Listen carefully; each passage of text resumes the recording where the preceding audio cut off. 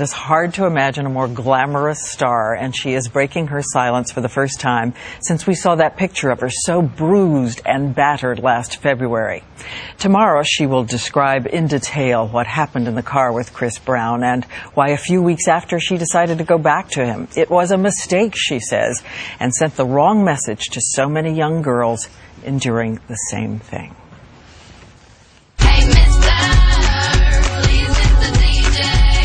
So successful, so powerful, so bold.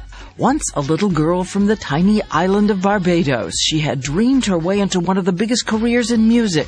Starting at age 16, Rihanna would have more #1 songs than any other artist in this decade. A multi-million-dollar bank account, endorsement deals, a fashion star.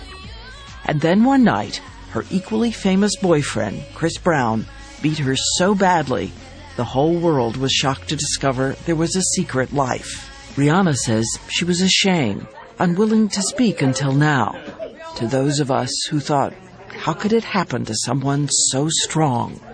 I am strong. This happened to me.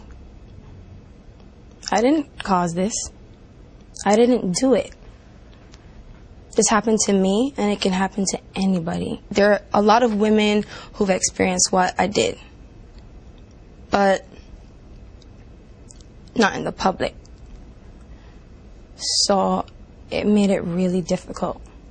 I just felt like, oh my God, here goes my little bit of privacy, just exposed. Like, it's something that nobody wants anybody to know. So here I am, the whole world knowing. Why be ashamed?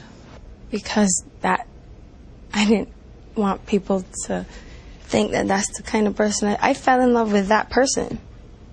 That's embarrassing.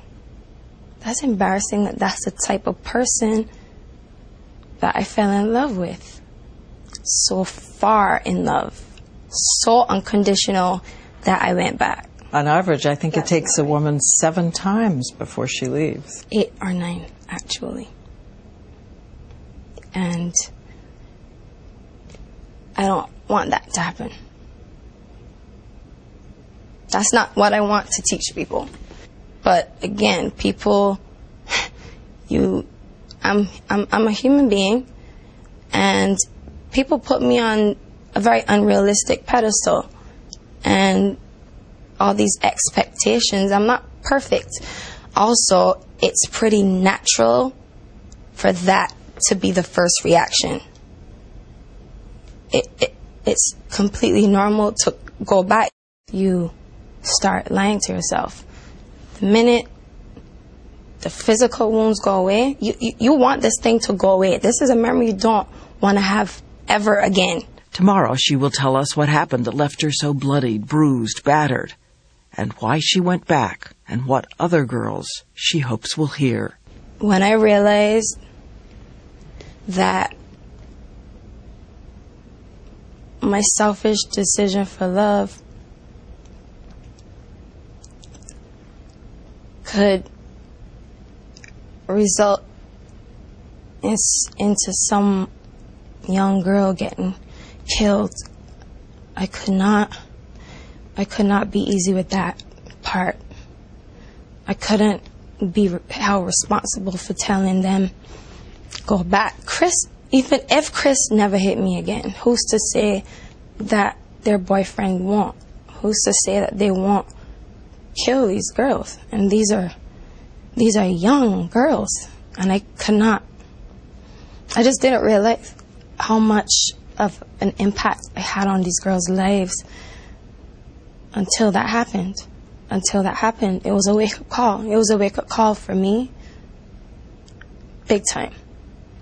Especially when I took myself out of the situation.